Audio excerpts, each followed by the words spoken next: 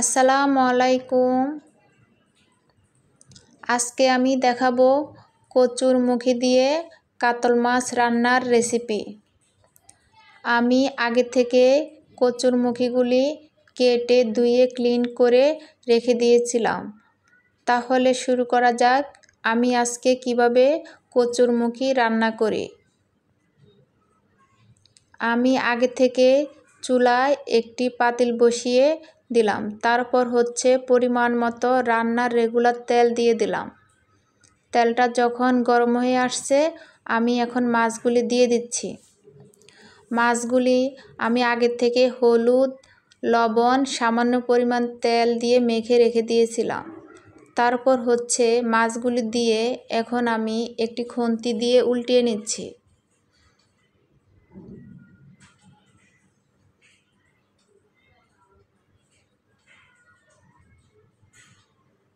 সবগুলি মাছ আমি উল্টিয়ে দিলাম। এই যে আমি মাছগুলি ভেজে নিলাম। এখন আমি নামিয়ে নিচ্ছি। তারপর আমি একটি পাতিল বসিয়ে দিলাম। পাতিল বসিয়ে পরিমাণ মতো পানি দিয়ে দিলাম। তারপর পানিটা দিয়ে আমি কচুর মুখিগুলি দিয়ে দিলাম। দিয়ে সামান্য পরিমাণ হলুদের গুঁড়া দিয়ে দিলাম। দিয়ে তারপরে একটি চামচ দিয়ে নেড়ে নিচ্ছি। নেড়ে তারপরে আমি এখন একটি ঢাকনা দিয়ে দিব।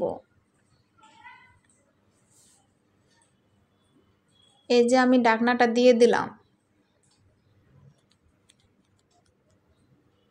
যখন 2-3টা বলক আসবে, তখন আমি আবার একটি খুন্তি দিয়ে নেড়ে দিব। নেড়ে তারপরে আমি নামিয়ে নিব।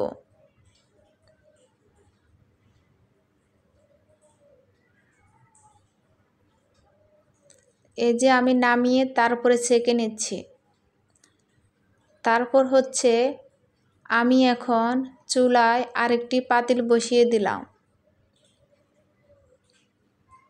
পাতিলটি বসিয়ে তারপরে আমি রান্নার রেগুলার তেল দিয়ে দিলাম। তেল দিয়ে আমি 1 কাপ পরিমাণ পেঁয়াজ কুচি দিয়ে দিলাম। দিয়ে এখন আমি পেঁয়াজটা ভালোভাবে ভেজে নিচ্ছি।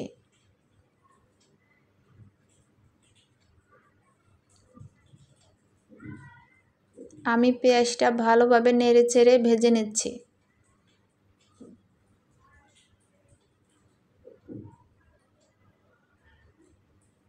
ভেজে তারপর আমি সামান্য পরিমাণ পানি দিয়ে দিব।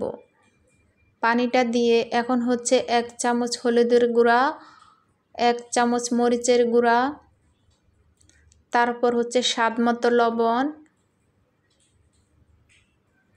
এখন রসুন বাটা 2 টেবিল চামচ দিয়ে দিলাম। তারপর আদা বাটা 1 টেবিল চামচ, এখন জিরা বাটা 1 টেবিল চামচ দিয়ে ভালোভাবে আমি এখন কষিয়ে নিচ্ছি। সব কিছু দিয়ে ভালোভাবে কষিয়ে নিতে হবে।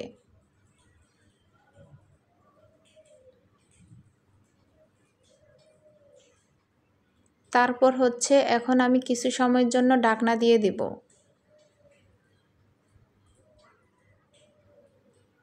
তারপর ঢাকনাটা সরিয়ে এখন আমি আবার ভালোভাবে নেড়েচেড়ে কষিয়ে নিচ্ছি।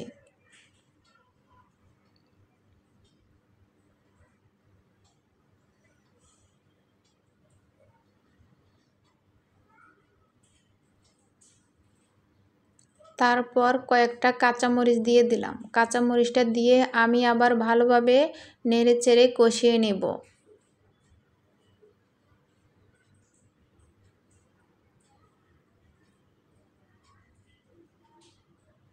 মশলাটা ভালোভাবে নেড়েচেড়ে কষিয়ে নিতে হবে।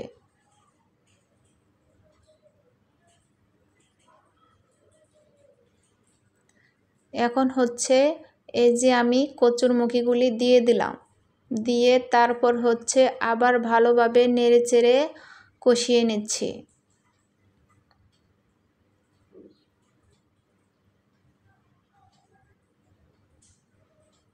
এখন আমি কিছু সময়ের জন্য ঢাকনা দিয়ে দিলাম। কিছুক্ষণ পর আমি আবার ঢাকনাটা সরিয়ে আবার আমি খুন্তি দিয়ে নেড়ে নিচ্ছি।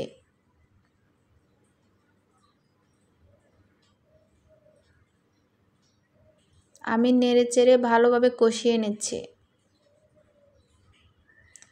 এখন হচ্ছে আমি সামান্য পরিমাণ পানি দিয়ে আবার ভালোভাবে কষিয়ে নিচ্ছি।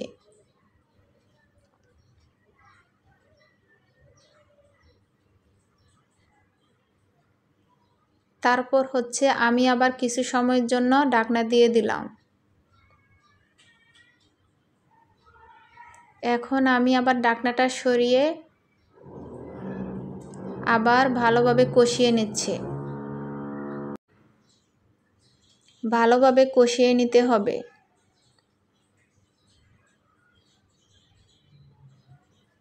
আমি আবার ঢাকনাটা দিয়ে দিলাম। তারপর আমি আবার ঢাকনাটা সরিয়ে পরিমাণ মতো ফুটানো গরম পানি দিয়ে দিলাম। সিদ্ধ হওয়ার জন্য যতটুকু পানি লাগবে আমি দিয়ে দিলাম। দিয়ে তারপর হচ্ছে এখন আমি আবার একটি খুন্তি দিয়ে নেড়ে চেড়ে নিচ্ছি। নেড়ে চেড়ে আমি আবার কিছু সময়ের জন্য ঢাকনা দিয়ে দিব।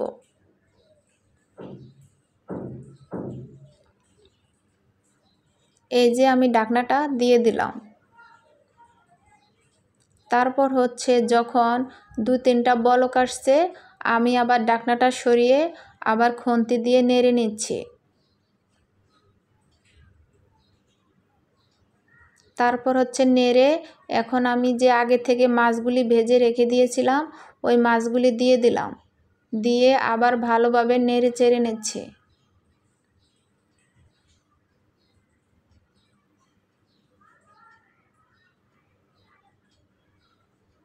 নেড়ে চেড়ে আমি এখন আবার কিছু সময়ের জন্য ঢাকনা দিয়ে দিলাম।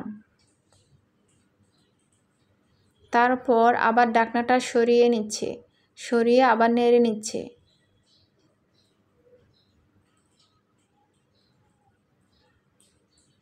তারপর আবার ঢাকনা দিয়ে দিলাম।